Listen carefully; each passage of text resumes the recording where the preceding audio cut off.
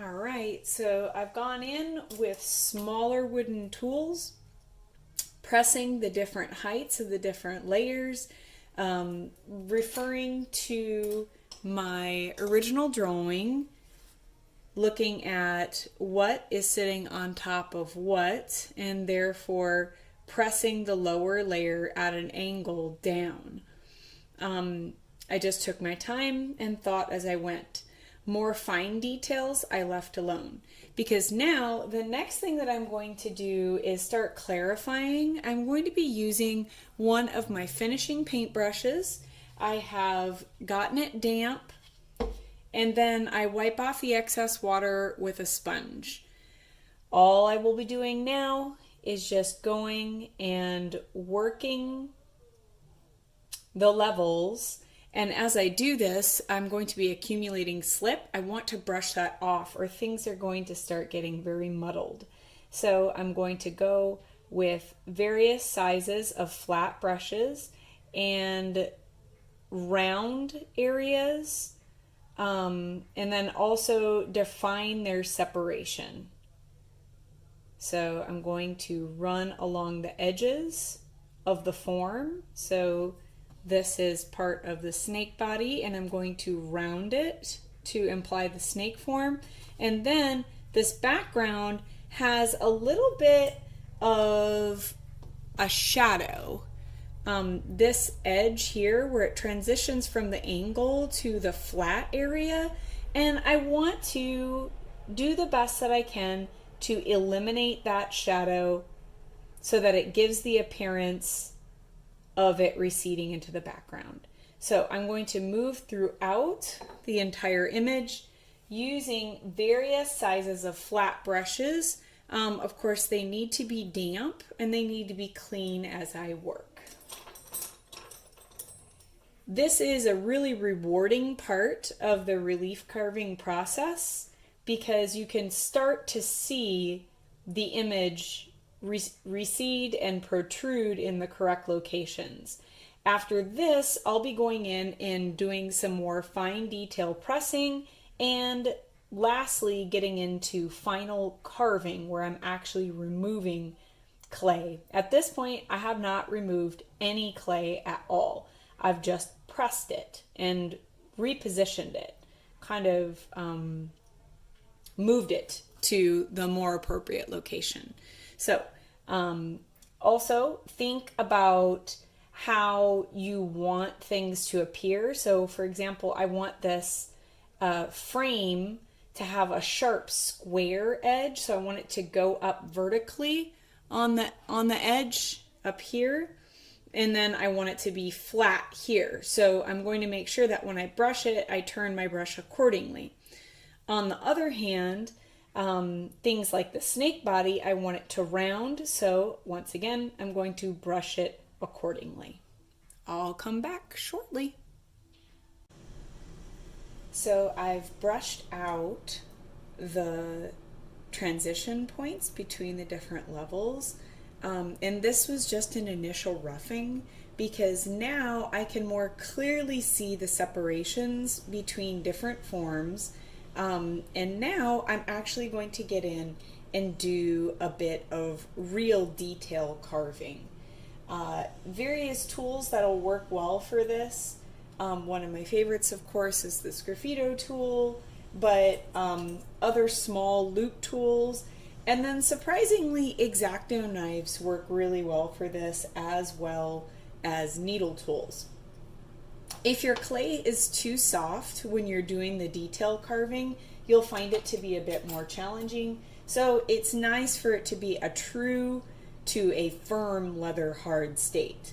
So what it is that I'm going to be doing, for example, if I'm going to take the X-Acto knife, I want to make sure that it is damp and clean, and always make sure to keep it as such. I'm not so much going to be using the bladed side of the X-Acto knife as I am the dull side.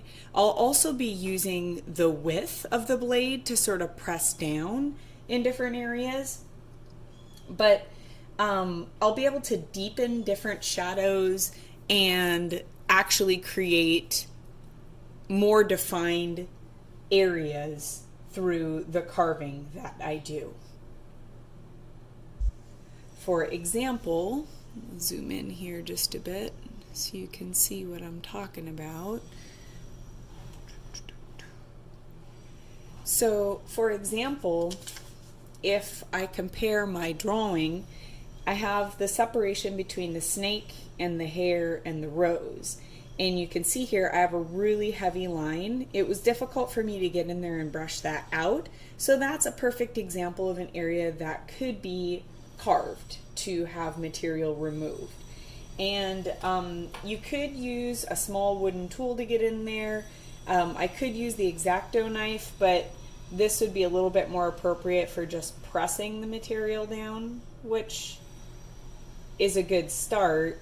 I really do want to avoid removing too much material, because if I start carving all of this out, then I face the conundrum of, whoa, how low do I go and where do I stop carving and start pressing? So I really try to reserve that solution for more extreme situations. So I can see a more clear separation here. As long as this is below, this area here is below or lower than the snakehead and the rose, then I'm okay.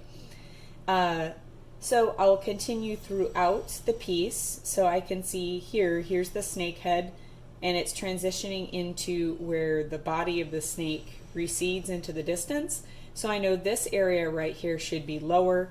And so this is a great opportunity for me to, I can push this down as long as it's behind or lower than this curve here. That works. And I also have the opportunity to think about if this area is going to be higher, which it is in front of this part of the snake body.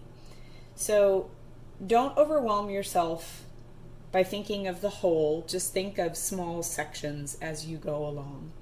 So I am going to continue moving forward with this. And as I said, there are some instances where I will probably want to remove material. So if I'm looking in this area right here, it's a little bit confusing about what's going on with the background. So I'll remove some of that. And the Sgraffito tool works wonderfully for this. Again, I want to make sure that it is damp so that the metal will just glide right through the clay. And I'm just going to remove a very small amount of it so it becomes clear what is the foreground, what is the background. And you can see I've only taken away a little bit of material, and then I can just use my sponge to wipe off the excess instead of trying to remove it with my fingers. So I'm just going to be moving throughout the entire image to find any areas that could be separated and defined more clearly by either some very shallow relief carving or further detail pressing with the dull side of an X-Acto knife.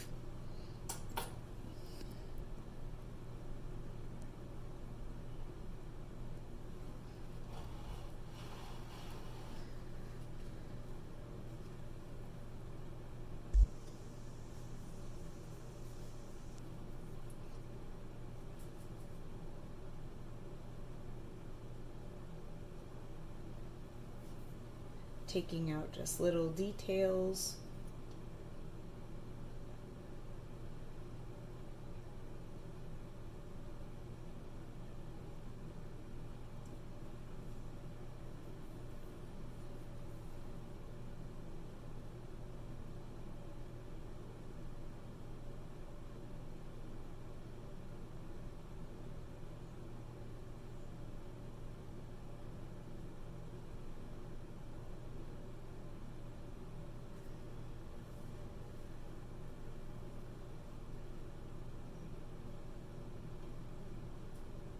I also find that If I am carving, it's a very light pressure I'm using, and I will use a crosshatch pattern where I scratch in one direction and then I'll go back and I'll cross in the other direction to make it more level and have less of an instance of unwanted lines. I can go back and I can tighten up shadows and emphasize edges to give them a little bit more prominence. On this particular drawing, which is fairly graphic, I would like to have the outer edge be more bold than the internal details of the drawing. More similar to like an Art Nouveau graphic depiction. And so I can go back and tighten up those edges as well.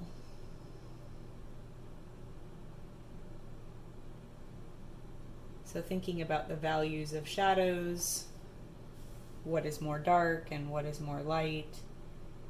If you have trouble seeing them, just squint your eyes a bit, partially close your eyes, and it becomes pretty evident what it is that you're looking at.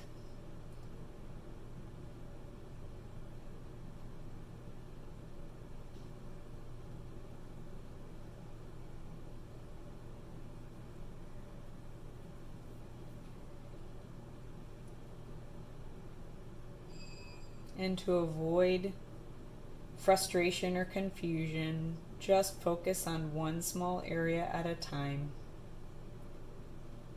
Don't look at the entire image. And always keep your reference handy. After I go through this process, I will go back and work out the hatching and cross-hatching areas with a detail brush again to finish it. And if I'm in a particularly complex area, I might go in with the finishing brush sooner so it can be clarified to me what it is that I'm looking at.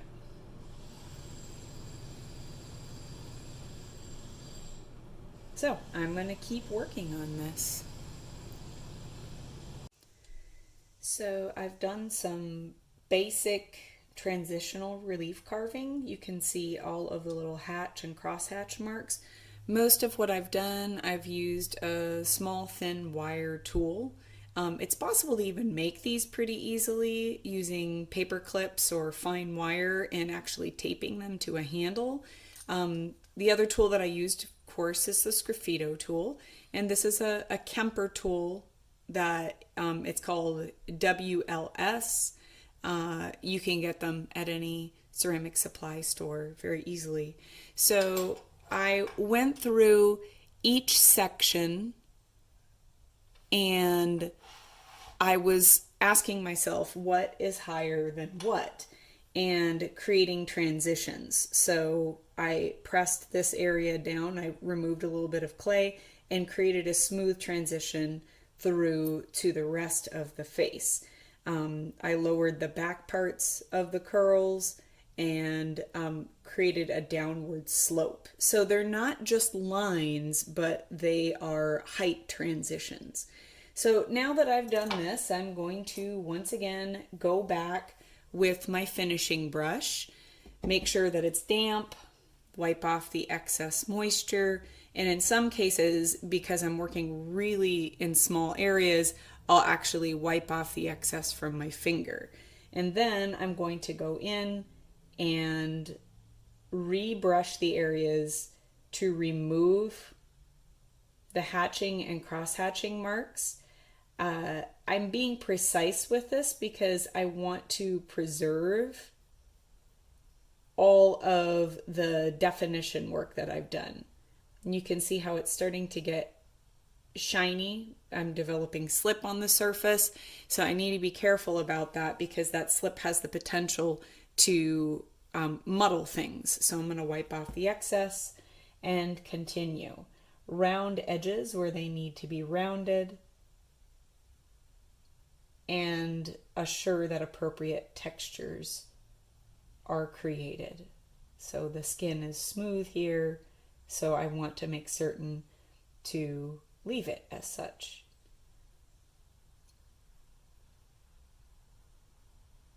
And now, once again, I know that this is a fairly sophisticated relief carving. There's a lot of layers. It's working in small areas. This is just a more advanced example. You may or may not want to create relief carving like this, but if you did decide to go this route, this tutorial is designed to assist you in the decision making that you will be facing. So there are areas where you can see transitions happening to even deeper areas, and I did start to dig the material out. So here you can see in my drawing as well, you can see how this section of the snake's body is really quite low, so I pushed that back even further.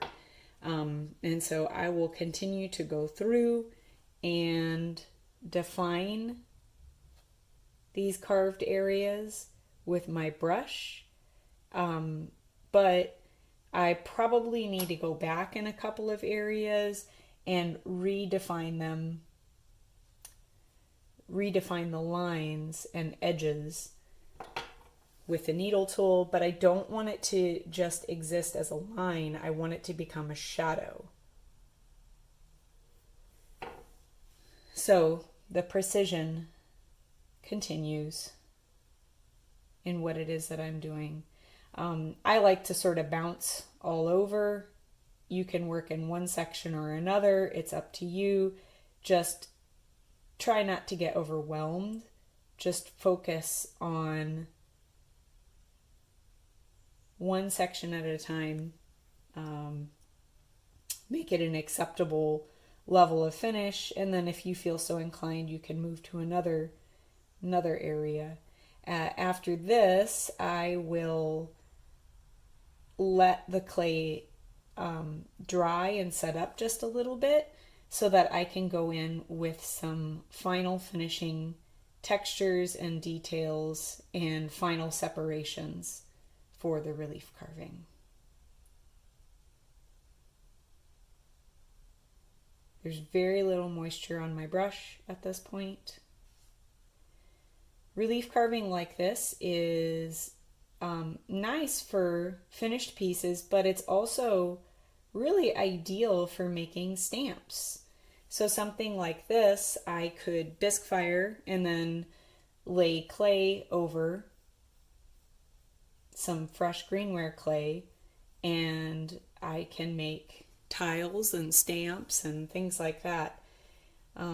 Or I could make a reverse of it and have a stamp of the design protruding as well as the stamp of the design receding. So it is a really versatile technique. You can go as far as you'd like, and you may find it very gratifying. I enjoy the illustrative quality. So just remember to address the edges. So this snake is rounded on the surface, on the edges. So I want to make sure to address that accordingly. And think about those shadows.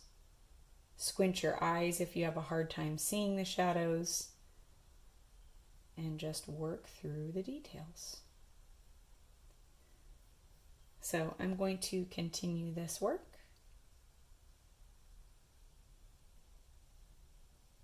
And I'll show you my results.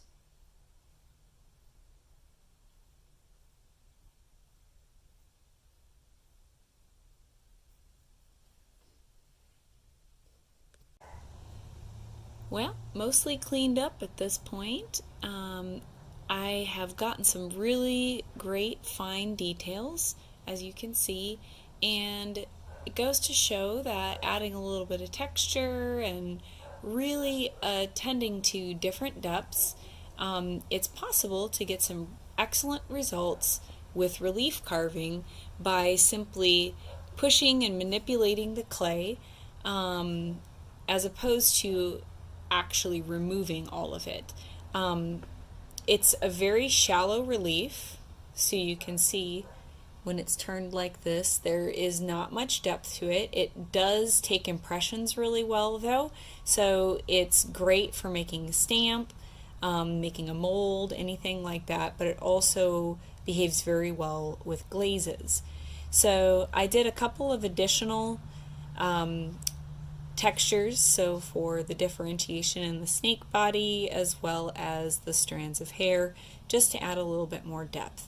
So for now, this is sufficient. I'll probably spend a bit more time brushing it out as it starts to dry, but that in a nutshell is methods to relief carving ceramic clay.